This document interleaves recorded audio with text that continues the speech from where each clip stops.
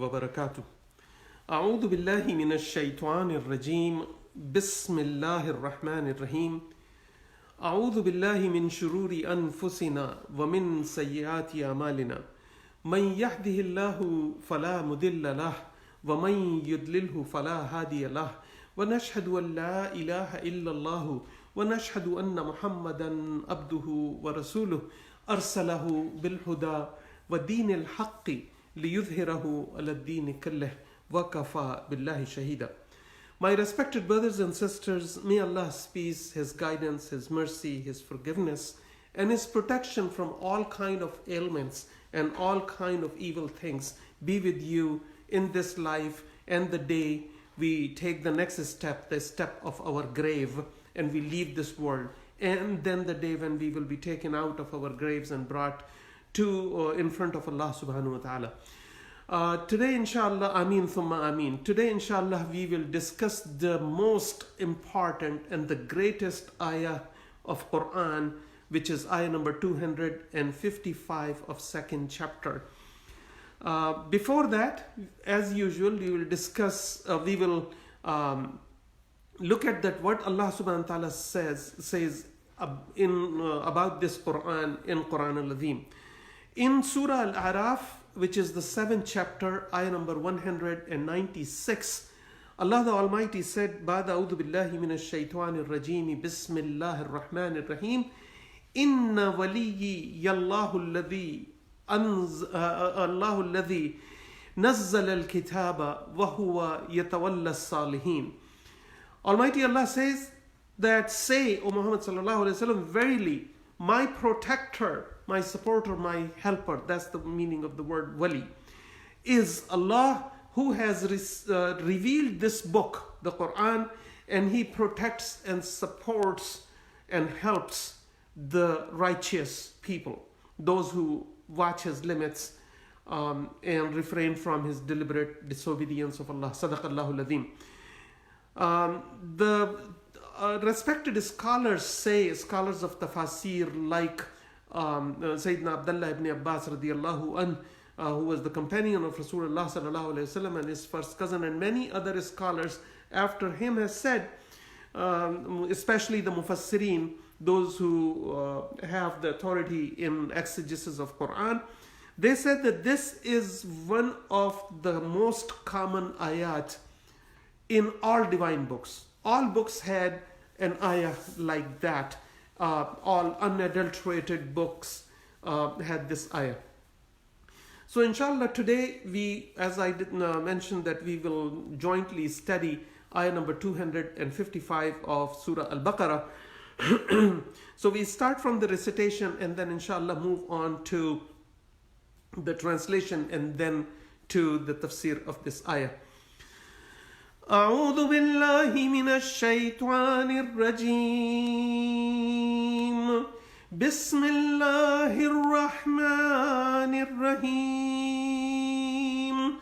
الله لا إله إلا هو الحي القيوم لا تأخذه سنة ولا نوم له ما في السماوات وما في الأرض من ذا الذي يشفع عنده إلا بإذنه يعلم ما بين أيديهم وما خلفهم ولا يحيطون بشيء من علمه إلا بما شاء وسع كرسيه السماوات والأرض ولا يؤوده حفظهما وهو العلي العظيم. صدق الله العظيم. Inshallah, the translation of this ayah, ayah number 255 of second chapter Al-Baqarah. Allah, none has the right to be worshipped but Him. He is ever living, the one and only who sustains. Neither slumber nor sleep overtakes Him. To Him belongs everything that is in the heavens and the earth. Who can intercede with Him except with His permission. He knows what happens to His creatures, what happens to them in here and what will happen to them in the hereafter. And they will never encompass anything of His knowledge except what He wills, or means what He bestows to them. His absolute authority extends over the heavens and earth, and He feels no fatigue in guarding and preserving them. And He is the most high and the most great. Sadaqallahu al-Azim. Tafsir of this ayah, my respected brothers and sisters. Today we will briefly study the virtues of Ayat Al-Kursi, because one of the scholars, my respected brothers and sisters, has said that if we start explaining Ayat Al-Kursi and its virtues and what does it mean, that it may take your lifetime to explain it and to understand it and to practice it. So we will briefly study it today. This ayah is also called the statement of Tawheed. Tawheed means the absolute oneness of Allah subhanahu wa ta'ala. Absolute oneness. There is nobody like Allah.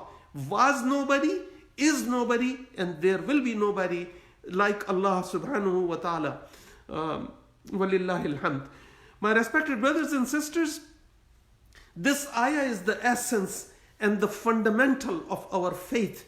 Without understanding it, we lack a lot in our faith, and that's why we find ourselves lost, knocking different doors of those who are beggars just like us. Who are beggars just like us, and we are going to them. We are seeking their help instead of seeking help from Allah subhanahu wa ta'ala. Of course, if you are sick, if you are not feeling well, God forbid, then you are going to see a doctor. Of course, if you are looking for a job, then you would apply for a job. You will make your best efforts, but you will continue to ask Allah subhanahu wa ta'ala to help you in every good thing which you are trying to do. The two greatest attributes which are mentioned in this ayah are Al-Hayy, and the second one is Al-Qayyum. The Al-Hayy means the ever-living, and the Al-Qayyum means the one who sustains and protects that all that exists. And these two attributes of Allah subhanahu wa ta'ala, my respected brothers and sisters, exclusively belong to Almighty Allah. And He has not, yes, He is the most merciful, but He has not given these two attributes to any of His creations. Any creation, any messenger, any prophet. Allah has not given this Al-Hayy one Al-Qayyum. Nobody is ever living, and nobody sustains or protects anybody or anything and everything that exists except Allah subhanahu wa ta'ala. Allah the Almighty, in chapter Ar-Rahman, Surah Ar-Rahman, which is the 55th chapter of Quran, ayah number 26 and 27, Allah subhanahu wa ta'ala said, Kullu man alayha fan, wa yabqa wajhu rabbika dhul jalali wal ikram. Sadaqallahu al-Azim.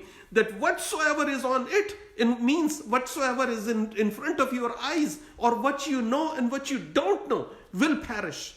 And only the face of Allah subhanahu wa ta'ala means the only Allah subhanahu wa ta'ala, your Lord, the full of majesty and full of honor, will remain forever.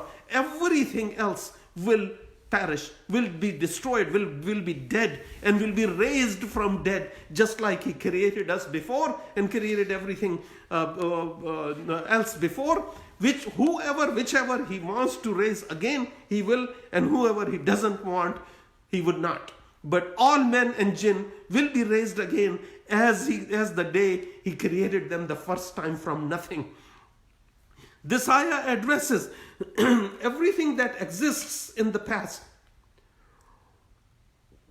and what exists now, and what will come into existence in future. Whatever was and is and will be created, sustained, cherished, nourished, protected, and provided, it will be done only by Allah subhanahu wa ta'ala, the only deity worthy of worship, Almighty Allah. And everything will taste death. Everything will taste that. Kullu كل نفس ذائقة الموت إنما يوفون أجوركم يوم القيامة فمن زحزح عن النار وأدخل الجنة فقد فاز وما الحياة الدنيا إلا متاع الغرور. So not only everything will taste death, and means that everything is created to die. Everything is programmed to die. Like everything, there is a program behind it, a plan, and nothing goes out of its plan. Allah's domain, Allah's creation, all Allah's creations will be destroyed, will perish, and only Allah subhanahu wa ta'ala will remain. This ayah pre-warns. It warns everybody ahead of time. Okay? And it warns everybody not to associate anyone or anything as his relative or as his partner or as his equal or his helper. Allah does not even need help. If we do something, we're doing it for us. وَمَا تُقَدِّمُوا لِأَنفُسِكُم مِّنْ خَيْرٍ تَجِدُوهُ عِندَ اللَّهِ لِأَنفُسِكُم. Whatever good you are doing it for yourself. And the other people, those who are around it, will get the benefit from it. Not Allah. Not Allah. He is the guide. And then you are the one, you have a freedom of choice whether you do it or not. But He will be dealing with those who choose to differ with the orders of Allah subhanahu wa ta'ala on Day of Judgment. And it is in His hand. It is in His hands that whoever He wants to forgive, He will forgive. And whoever He does not want to forgive, He will not forgive. It's all up to Him. He's such an absolute authority. And we need to understand that if we say that we are Muslims and we have a faith. So we need to understand that. There are many ayat in Quran, my respected brothers and sisters, clearly prohibiting shirk. Shirk means to associate somebody as an equal or as a helper or as someone who without Allah subhanahu wa ta'ala, astaghfirullah, na'uzubillah, couldn't do anything and he needed this guy's help. Men or women, dead or alive. Allah subhanahu wa ta'ala in Surah Al-Luqman told us there are many ayat. I just want to give you one ayah as a reference. We are in Surah Luqman,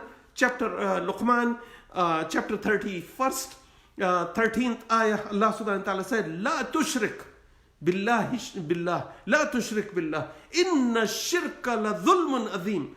That do not associate anything with Allah subhanahu wa ta'ala. Don't call partners, don't call equals, don't call that he has some relative somewhere. Those are human weaknesses. Those are human weaknesses. The one who is going to be there forever, he had no beginning and he has no end, does not need anybody's help. Doesn't need anybody's help. We need children, son, daughter, this and that. So when we are gone, they will continue our mission. Allah is ever living, everlasting. He did not have a beginning. He didn't have an end. He doesn't need anybody's help. He does not need a family. So it said, do not associate. Ayah number 13 of Surah Luqman, which is 31st chapter of Quran, it said, do not associate anything with Allah. Indeed, associating anyone with Him is the greatest injustice. Greatest injustice. Dhulm. What is injustice? Is that injustice to Allah? No. You putting yourself in harm's way by calling partners with Allah. You are committing sins is called dhulm. That we are putting ourselves in harm's way with a nafs which is supposed to earn benefits from Allah subhanahu wa ta'ala in this life and the next, because associating someone with Him, we are putting ourselves in harm's way. So we are committing a dhulm against ourselves, transgression against ourselves, injustice against ourselves. Now the meaning of the word al-hayy, like I mentioned earlier, it means the ever-living Allah. Al-Qayyum means Allah had no beginning and no end. The one who creates, nourishes, sustains, cherishes, protects all that exists, and everything is started from Him and everything will go back to Him. Then the next portion of the ayah, it says, La ta'khudhuhu sinatun wa la nawm. La ta'khudhuhu sinatun wa la nawm means that neither slumber nor sleeps overtakes Him. He is always alert. He is always attentive. This ayah refutes that Almighty Allah has weaknesses and needs just like us, that we get sick, astaghfirullah, na'uzubillah, we get tired, we need rest, we need to recuperate, rejuvenate, we come into a condition where feel like that I need to lay down, or I need to take a nap, or I need to sleep for 6, 7, 8, 10 hours, or we get sick. Astaghfirullah, na'uzubillah. None of this, subhanahu wa ta'ala, none of this happens to Allah subhanahu wa ta'ala. It is the weaknesses of the creation, not the creator. Creator is much higher, the highest of the high, Allah subhanahu wa ta'ala. The ayah refutes the notion that God created heavens and earth in 6 days, and on the seventh day he rested. In 7 days he rested.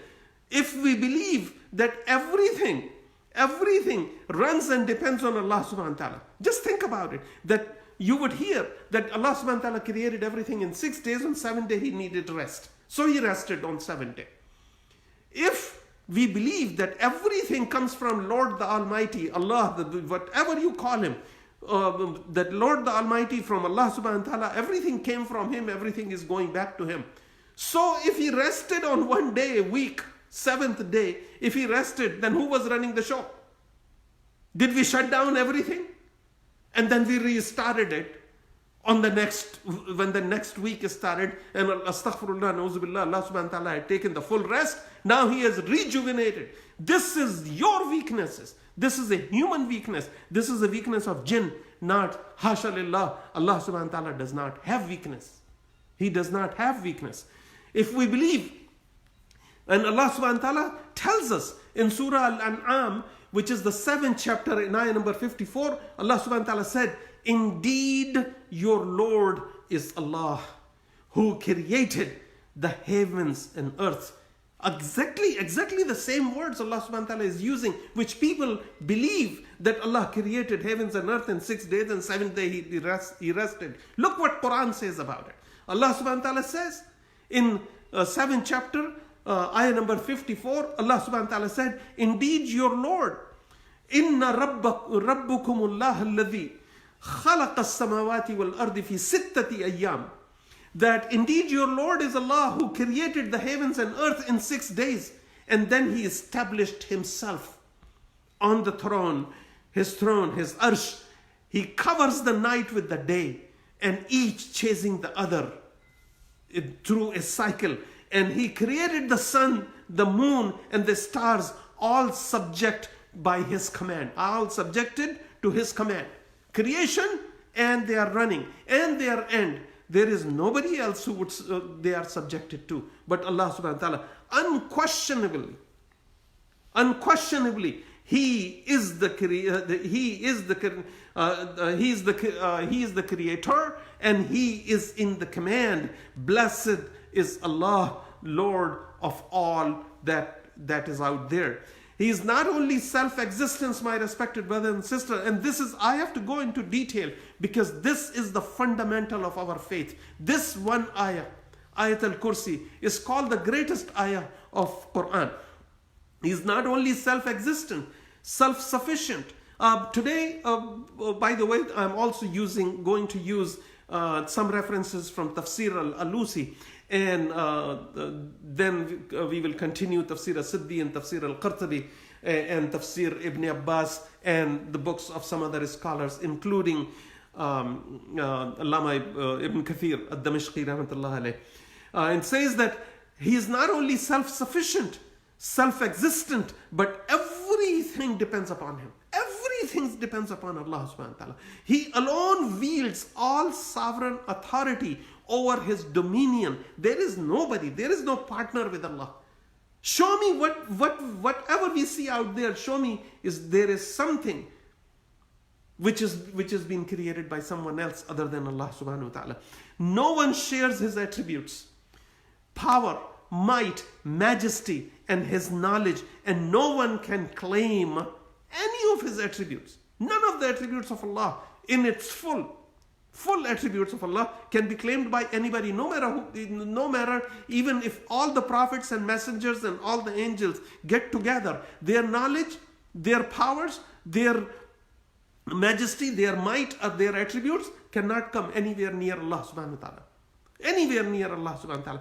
If someone sets up object of worship other than Allah subhanahu wa ta'ala, in addition to, either other than Allah or instead of Allah, or in addition to, or call him or accept him as an equal to Allah subhanahu wa ta'ala, or his partners or his relative, that is equal to declaring war against Allah subhanahu wa ta'ala, and that is equal to saying, a lot of Muslims would tell you, go to such and such person's grave and ask that person who is in the grave, and he would do this, this and that. Or go to this sheikh or that imam or this Sufi, and he will intercede with Allah subhanahu wa ta'ala.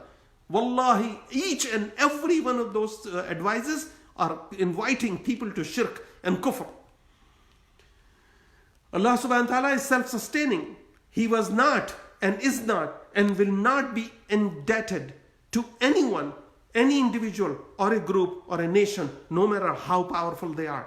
He is unique and dominant, is unique and dominant over and above everyone and everything. He does not need any helper. He does not need any partners or parallels or equals of any gender, either dead or alive. He does what he intends without help or support from anyone. There are several references, my respected brothers and sisters, and proofs in the glorious Quran that Almighty Allah is in absolute authority and absolute command and absolute control of everything without any help from anybody. For example, in Surah Al-Ahqaf, which is 46 Surah, ayah number 33, my respected brothers and sisters, Allah subhanahu wa ta'ala says, do they not see that Allah created the heavens and the earth and was not tired or failed to create them? That is He, that is Him, that He is able to give life to the dead. Don't you see that He is able to give life to dead? Surely, yes, He is able to do all things. Bala, surely, undoubtedly, He surely is able to. Bala innahu ala kulli shayin qadir. Subhanahu wa ta'ala, that He surely is able to do all things. In the next chapter, next reference, which I just want to give a few references. Quran is full of hundreds of references, my respected brothers and sisters, and in one hour time we cannot do justice except superficially studying the Ayat Al-Kursi. And this is just the introduction of Ayat Al-Kursi. We will go into the detail of Ayat Al-Kursi next week and the week after. In chapter Fatir, which is the 35th chapter of Quran, in ayah number 40, Allah subhanahu wa ta'ala said, say, have you considered your partners whom you call beside Allah subhanahu wa ta'ala? Beside Lord the Almighty. All these partners you call beside Almighty Allah. Show me what they have created from the earth, or what they are responsible of running. From the dirt, everything was created from dirt. Has anybody have the power to create something from dirt and then it just starts doing things by itself? Or they have partnership with Allah subhanahu wa ta'ala in the heavens, on earth, on this planet, or everything else beyond, before and after it. Is there anything which anybody has created? Anybody else has created other than Allah? Another reference from Surah Al-An'am, which is the 6th chapter of Quran, ayah number 103, where Allah subhanahu wa ta'ala said, La tudrikuhu al-absaru wa huwa yudriku al-absar wa huwa al-latiful khabir. No vision can grasp Him, but He grasps all visions. No vision can grasp Him, but He grasps all visions. He is the most subtle, the most courteous, the well acquainted with all knowledge, with all things. In chapter Ashura, which is 42nd chapter of Quran, in ayah number 11, Allah subhanahu wa ta'ala said, the creator of the heavens and earth, He has made for you, from yourself, mates, and among the cattle, mates. He multiplies you thereby with your mates. There is nothing like unto Him, and He is the all-hearing and all-seeing, subhanahu wa ta'ala. We have to know these attributes of Allah subhanahu wa ta'ala.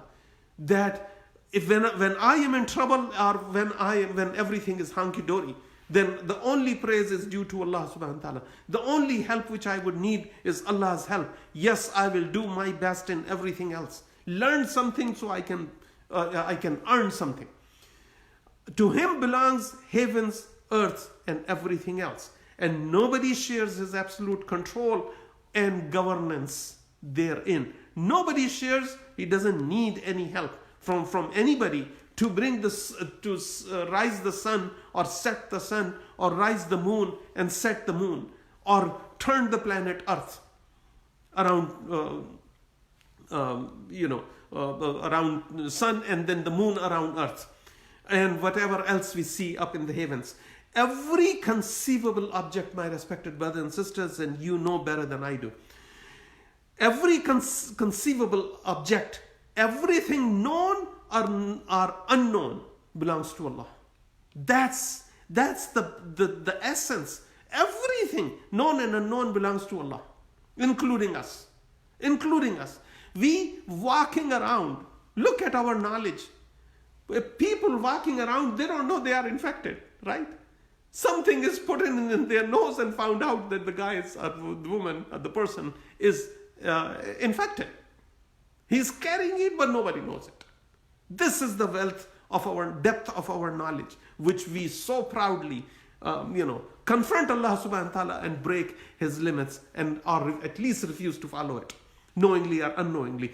The entire ayah, my respected brothers and sisters, refutes the false notion, a statement and belief or ideas that any prophet, any messenger, any saint, any angel, any political or religious leader, jinn, or anything else has any power or partnership with Almighty Allah subhanahu wa ta'ala, or any of them can influence Allah subhanahu wa ta'ala, or any of them can demand anything from Him for themselves or for somebody else.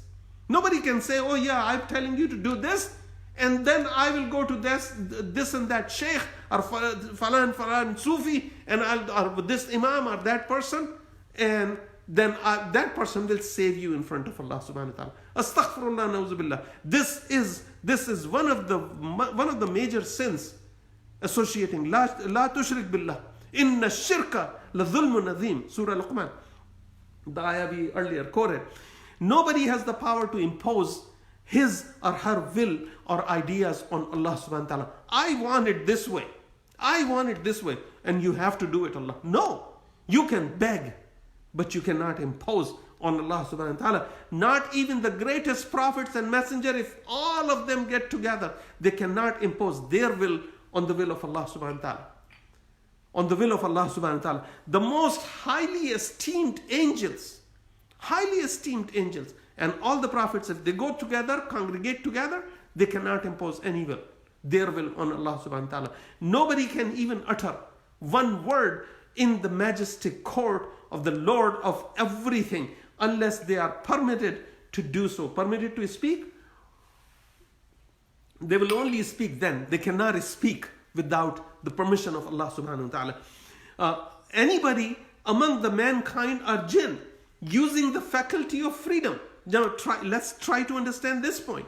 Anybody among the mankind, humankind, man or woman, humankind or jinn can use the faculty of freedom of choice and deny and defy one of the orders of Almighty Allah or all the orders of Almighty Allah as much as they like. They can defy it because nobody else is hurting by their defiance but themselves or some other human like themselves.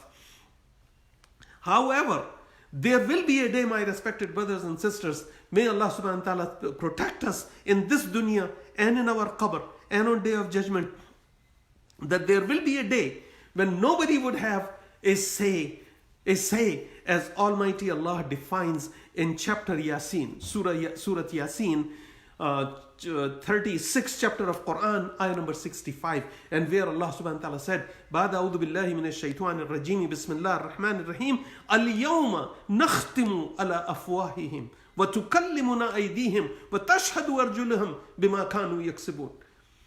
Astaghfirullah, na'udhu billah. This day we shall seal up their mouth, and their hands and their feet, their hands will speak to us, and their legs will bear witness of whatever they used to earn using those body parts, their hands and their legs.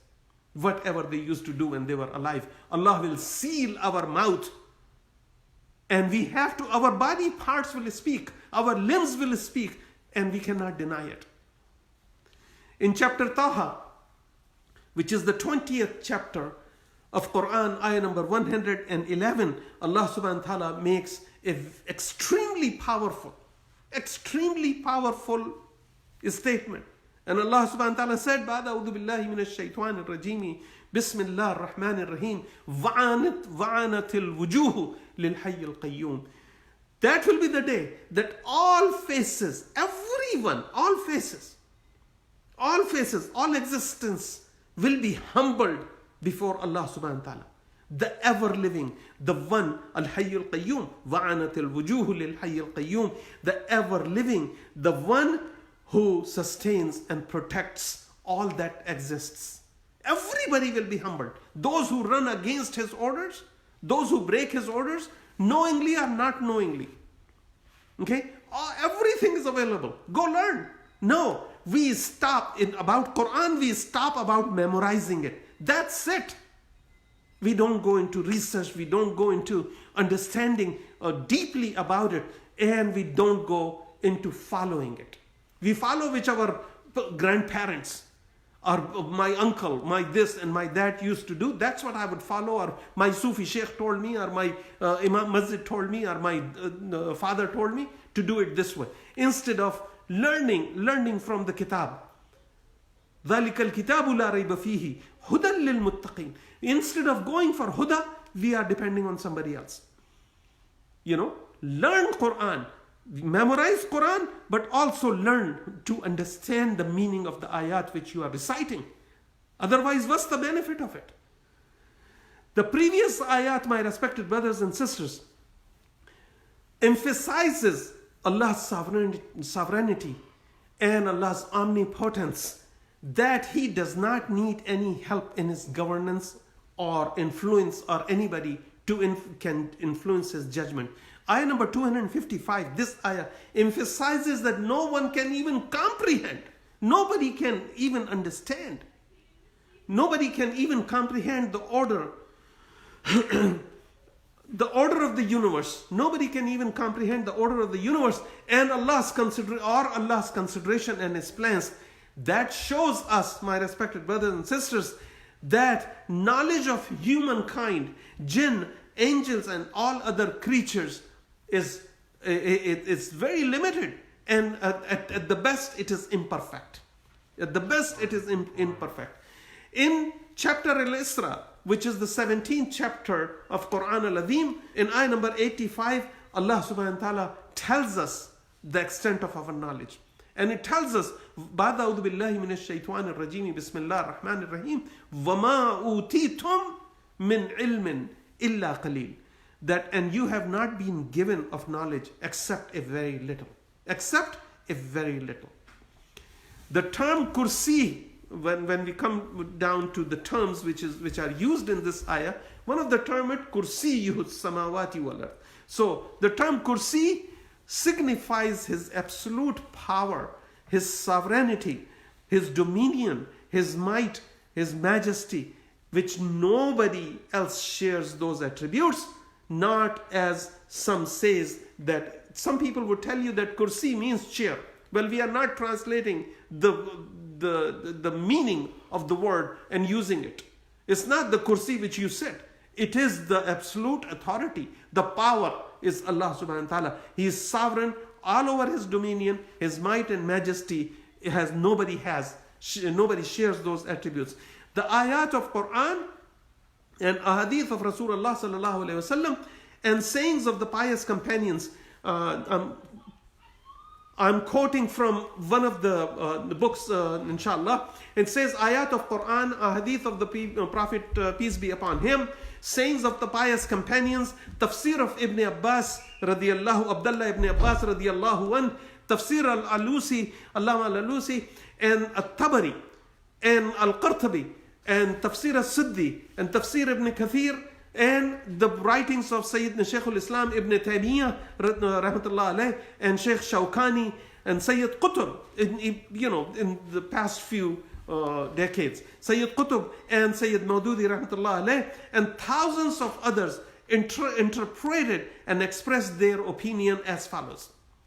And it says that this is the part of and we need to understand that, my respected brothers and sisters, that this is the part of Almighty Allah's plan to appoint His chosen people as prophet or as messenger and send His words to them, and they become messengers. If they did not receive the word of Allah as in a book, but just some general guidance and all that and what to do, they were prophets. So the others, those who received the book, they were prophet and messenger at the same time.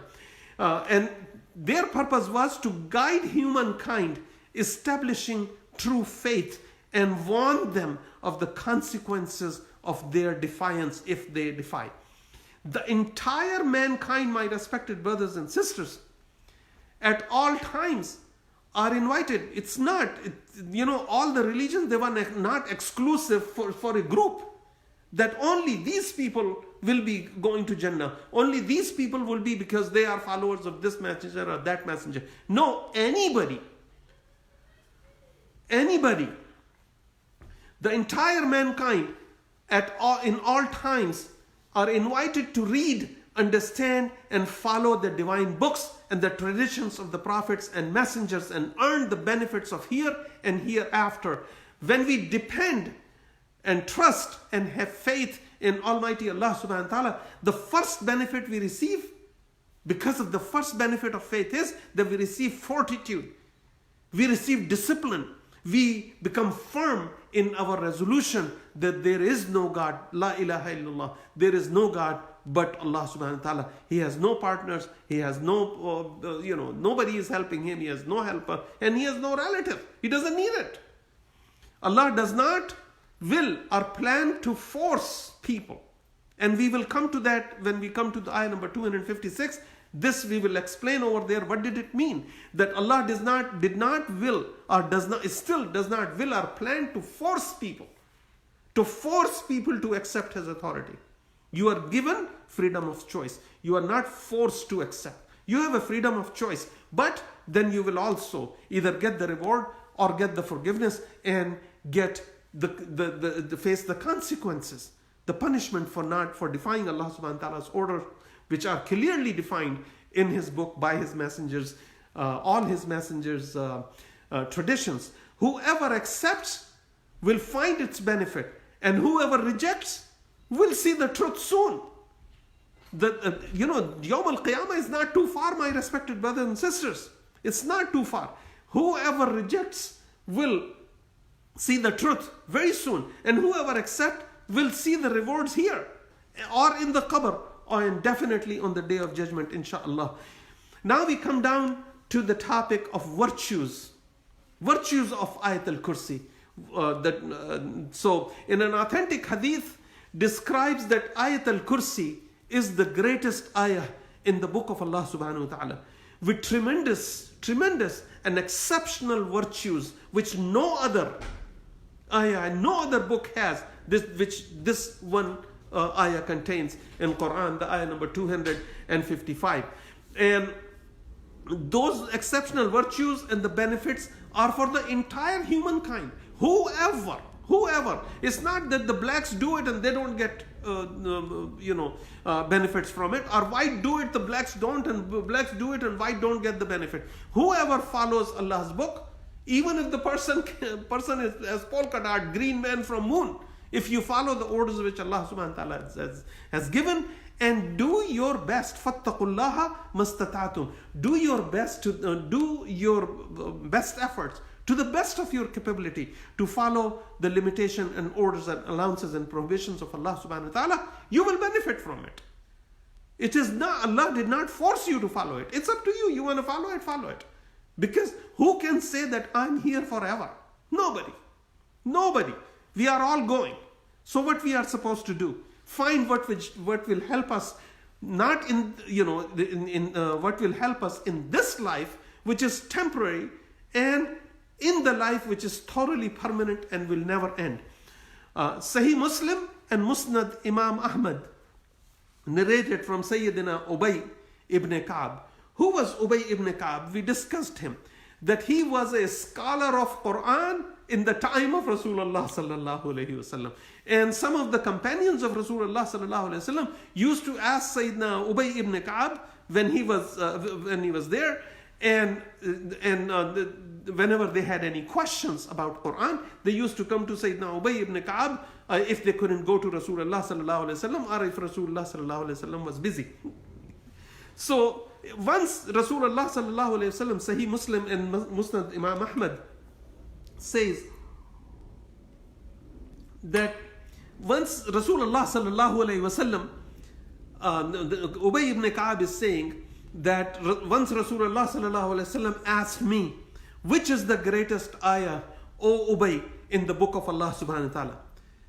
I answered to Rasulullah sallallahu alaihi wasallam that only Allah and His messengers know best.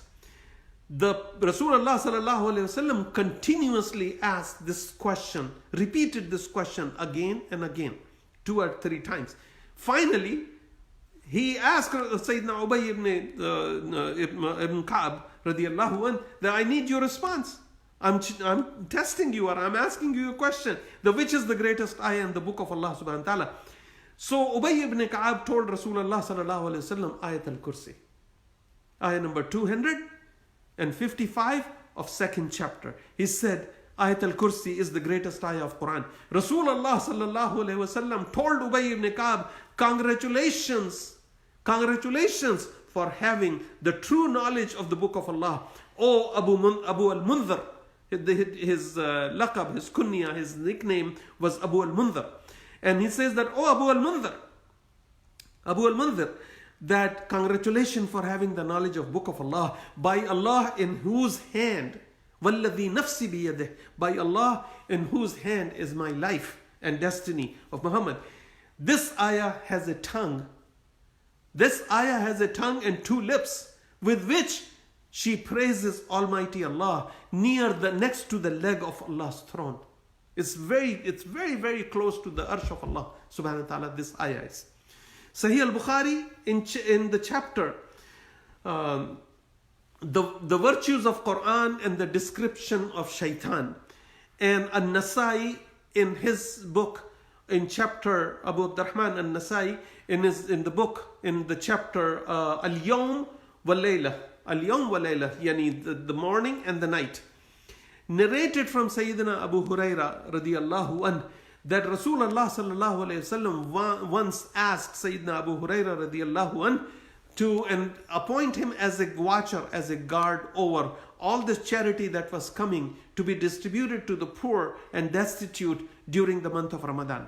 So it was put in one of the areas, in one of the rooms, and Rasulullah sallallahu alayhi wasallam asked Abu Huraira to watch it. So nobody can, because there were a lot of other people still in Medina al-Munawwara. So the first night, when the sun set, he saw one man snuck into that room and started taking food stuff from there. So Sayyidina Abu Huraira saw him doing that. So he came to him and he grabbed him. He grabbed him and he says that this is the sadaqat and you are stealing it. He said, I'm a very poor man. He said, no, I'm going to take you to Rasulullah sallallahu alayhi wasallam. He says, no, let me go. I'm a very poor man. I have a lot of dependents and I am in need. So when the way he said it to Sayyidina Abu Huraira radiyallahu anh, Sayyidina Abu Huraira felt bad about him, about his condition, and he just let him go. Next morning when he went to Rasulullah sallallahu alayhi wasallam, Rasulullah sallallahu alayhi wasallam asked him, oh Abu Huraira, what happened to your prisoners which you take last night? So he said, Ya Rasulullah, he gave him this story that, that he was very poor and he had many dependents and he was pleading me to let me go. So I let him go. Rasulullah sallallahu alayhi wasallam said that he will return. He will return. So the next night, same thing has happened. Sayyidina Abu Huraira was on watch of the charity for Ramadan, which was supposed to be distributed to the poor, and he was waiting. and he saw that man inside the room again and collecting some of the food stuff and trying to steal it. So Sayyidina Abu Huraira grabbed him again and told him, I'm not letting you go tonight. I'm going to take you to Rasulullah sallallahu alaihi wasallam. He said the same thing, that I am poor and I have so many dependents and they are all hungry, and please let me go. He felt bad, he let him go again. In the morning, when he went to Rasulullah sallallahu alaihi wasallam, Rasulullah sallallahu alaihi wasallam asked him the same question, that, oh Abu Huraira, what happened to your prisoner last night which you caught? So he said, Ya Rasulullah, he told him the story that he was sick and this and that, and he was very poor and he had many dependents. I felt sorry for him, I let him go. And he said, remember, just watch it. This is not the last time you see him. He's going to return again and do the same thing. Third night he came again. So that night, Sayyidina Abu Huraira grabbed him and he said, tonight I'm not going to let you go. He admonished him that, look, you said that you would not return, but you are here again. He says, okay, now I promise that I'm not going to return. I'm not going to return. I would not steal these items of charity. But if you let me go, before you let me go, I'm going to teach you something. So he says, what is that you're going to teach me? He said, if you promised that you would let me go. He said, yes, I would. He says, I want you to recite Ayat Al-Kursi. I want you to recite Ayat Al-Kursi whenever you go to bed. This person is telling him that I want you to recite Ayat Al-Kursi whenever you go to bed. If you do so, Allah subhanahu wa ta'ala will appoint an angel who will guard you, who will stay with you, and no shaitan will come near you until the morning. Until the morning. As soon as he said, Sayyidina Abu Huraira released him. When he went back to Rasulullah sallallahu alaihi wasallam, Sayyidina Abu Huraira in the morning, so he asked, he said, that man came back again, right? He said, yes, he came back. He says, where is he? He says, I let him go. He says, why? He says, because he promised me that I would not come back ever again if you let me go, but I want to teach you something which will help you for the rest of your life. Then Rasulullah sallallahu alaihi wasallam asked him, what did he teach you? So Sayyidina Abu Huraira told Rasulullah sallallahu alaihi wasallam that he said that if you recite, before you go to bed, if you recite Ayat Al-Kursi, the whole Ayat Al-Kursi before you go to bed, Allah will appoint an angel as a guard over you and he will protect you the whole night. He will be with you and he will take care of your affairs. So Rasulullah sallallahu alaihi wasallam asked him, he says, oh Abu Huraira, the one who told you this, he's right. He's a liar, but he told you. He's a liar because he came there and he says he wouldn't come again, but he came. His second day, he told you he's not going to come, but he came again. So he's a liar. But this thing which he told you, it is true. This thing which he told you about reciting Ayat Al-Kursi before going to bed, that is true. He says, do you know who that person was? So Abu Huraira says, no, I never saw him. He says, that was Shaitan himself. That was Shaitan himself telling you to do this if you don't want to see me. Did you get this? You get this story that if you don't want to see me coming here and stealing or causing you any harm or causing you any loss or causing you any grief, so you should read Ayat Al-Kursi and you would never see me again. And that was the lesson from that hadith. Almighty Allah subhanahu wa ta'ala has greatest name, as we've talked about, that this is the greatest ayah. In one of the hadith, my respected brothers and sisters, we will try to finish it, inshallah. We still have 11 minutes, but we will finish it in time, inshallah. We have been told that Almighty Allah subhanahu wa ta'ala has specific names, which are called the greatest name of Allah. In Arabic and, in Urdu and also in Turkish, they are called Ism Azam, that these are the greatest name of Allah subhanahu wa ta'ala. And unfortunately, there are people, those who are advertising, have made a business of giving people, write something on a piece of paper, purple color paper or this color paper, and write it with saffron water or blue ink or red ink or whatever. And they said that we will write it on a piece of paper and you just put it in the water or, hide it somewhere in your house, and this is going to take care of all your ailments or all your problems, because this paper which I'm giving you have Ism Azam, but don't open it. Don't open it. They're making money from it. And may Allah's curse be upon those people, those who use Quran to make money from. So, and these are all false things. Ism Azam of Allah subhanahu wa ta'ala, Sunan al-Tirmidhi, Musnad Imam Ahmad, Ibn Majah, and Sunan Abu Dawood has recorded from Sayyida Asma bint Yazid bin As-Sakan, rahmatullah alayha, radiyallahu anha, because she was one of the Sahabi, one of the companions of the Prophet. And she said that I heard the Messenger of Allah saying about 2 ayat of Quran, that ayah number 255 and ayah number in Surah Al-Imran, which is the 3rd chapter, the 1st and the 2nd ayah. And Rasulullah sallallahu alaihi wasallam, she says that I heard Rasulullah sallallahu alaihi wasallam saying that none has the right to be worshipped but Him, the ever living, the one who sustains and protects all that exists. And then Alif Lam Mim, Allah, none has the right to be worshipped but Him, ever living, the one who sustains and protects all that exists, which is the ayah, the 1st and 2nd ayah of 3rd chapter Al-Imran. Rasulullah sallallahu alaihi wasallam said that these 2 ayat contains the name of Allah subhanahu wa ta'ala. Ism Adam of Allah are in these 2 ayat. There is another hadith from Abu Umama radiyallahu an, narrated that the Rasulullah sallallahu alaihi wasallam said that Allah subhanahu wa ta'ala's greatest name, Ism Adam, can be found in 3 chapters of Quran. 3 chapters of Quran. If anyone have any kind of issue and any kind of problem or any kind of need, and he reads these ayat of Quran and asks Allah subhanahu wa ta'ala and supplicates to Allah for a genuine need, not that my neighbor has a bigger house than mine, oh Allah, give me a bigger house than him. That's not going to be accepted by Allah. Or my son is going for a final exam, oh Allah, may he succeed and get more points than anybody else in the school. That's not going to do. Your son, if he has worked hard, he will succeed. But you can still make dua. So any genuine need, Allah subhanahu wa ta'ala's greatest name, Abu Umama said, Rasulullah sallallahu alaihi wasallam said that Allah's greatest name, Ism Adam, if he is supplicated with it, he answers that supplication. Those Ism Adam are found in 3 surah of Quran. Number 1 is Surah Al-Baqarah. Number 2 is Surah Al-Imran. And number 3 is Surah Taha, which is not mentioned. That the Surah Taha, which is 20th Surah, it is not mentioned in the hadith earlier. But in this hadith it is. So let's see, where are those Allah's greatest name? In chapter Surah Al-Baqarah, we are on it right now. In ayah number 255, it says, Allahu la ilaha illa huwal hayyul qayyum. Hayyul qayyum. So that Allah, none has the right to be worshipped but Him. Ever living, the one who sustains and protects all that exists.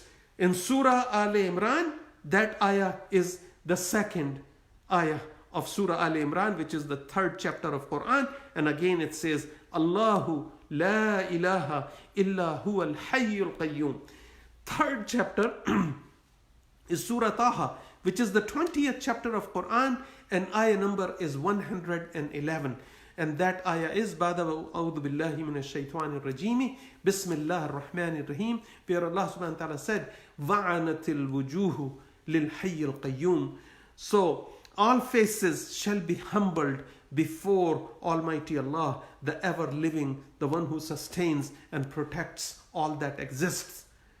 Just for a reminder to me and everybody else, the other part of the ayah is also, there is a huge lesson in that ayah.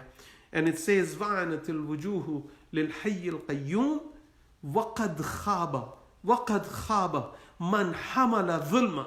وَقَدْ خَابَ مَنْ حَمَلَ ظُلْمًا. What's the meaning of that? It says, all faces shall be humbled before Allah, the ever living, the one who sustains and protects all that exists. And those who practice injustice,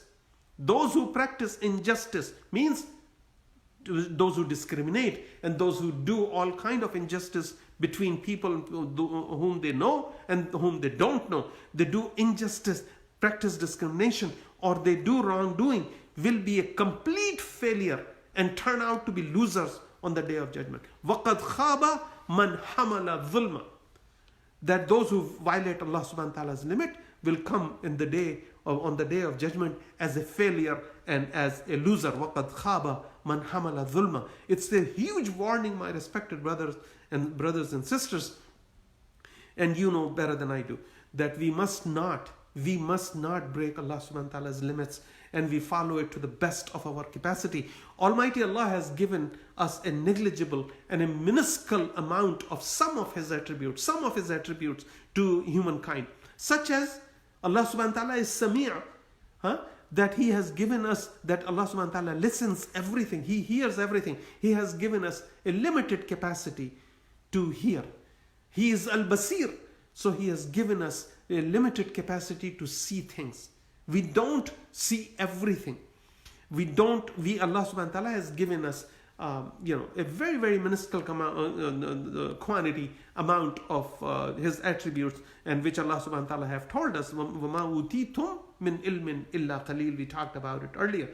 And from the faculty of kindness, Allah subhanahu wa ta'ala's faculty of kindness, helping and caring up to a certain limit and so forth. These are some of the things which Allah subhanahu wa ta'ala has rewarded to every human, Muslim, non-Muslim, those who recognize Allah, those who don't recognize Allah, because these are the things make them accountable on Day of Judgment.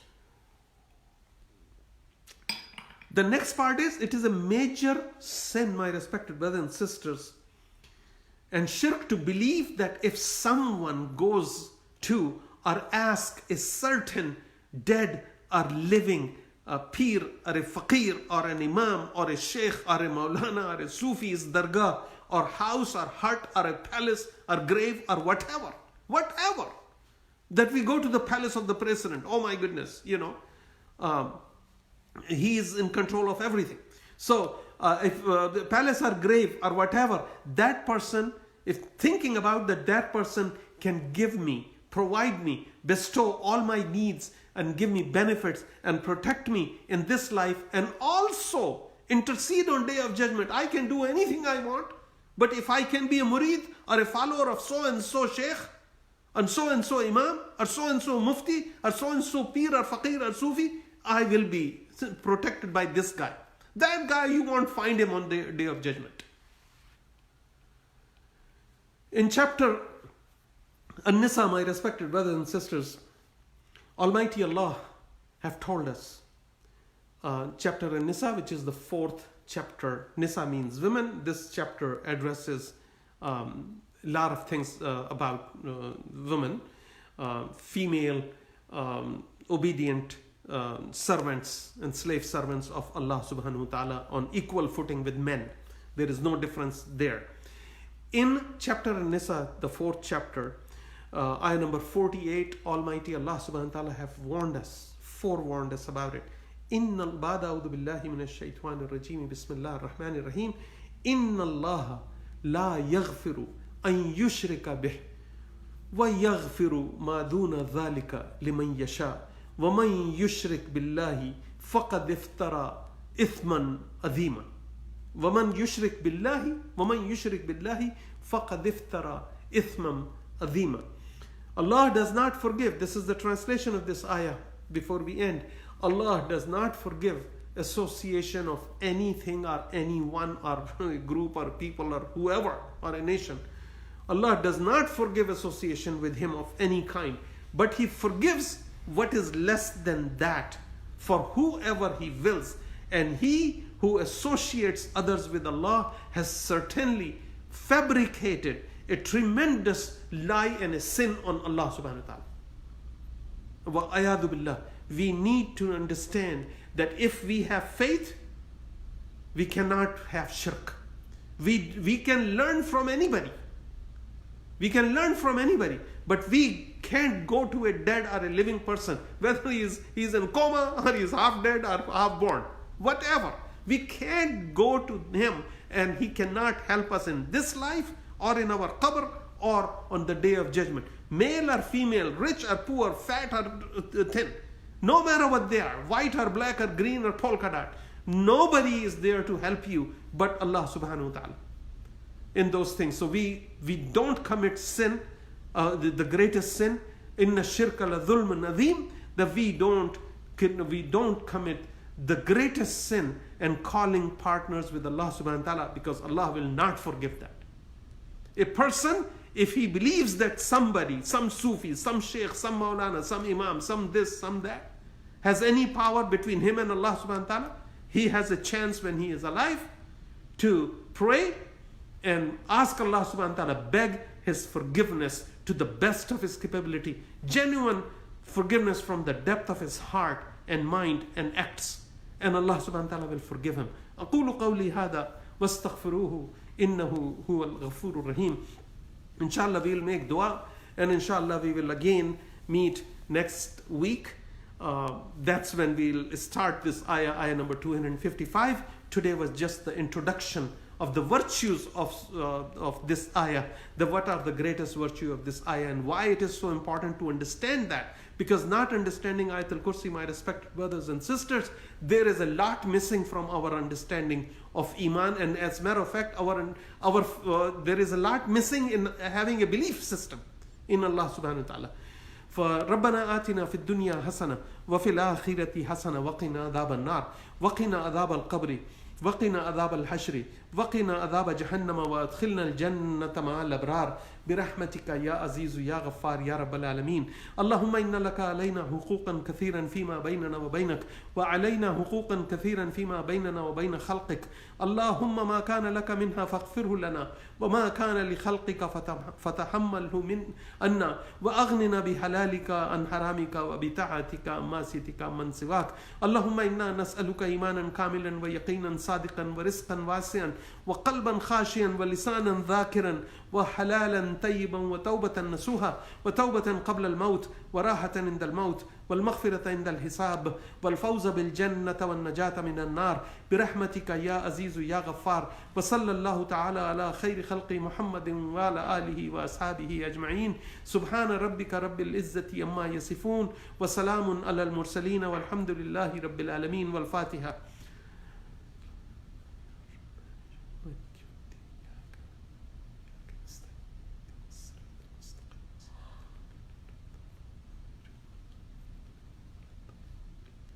لا إله إلا الله محمد رسول الله.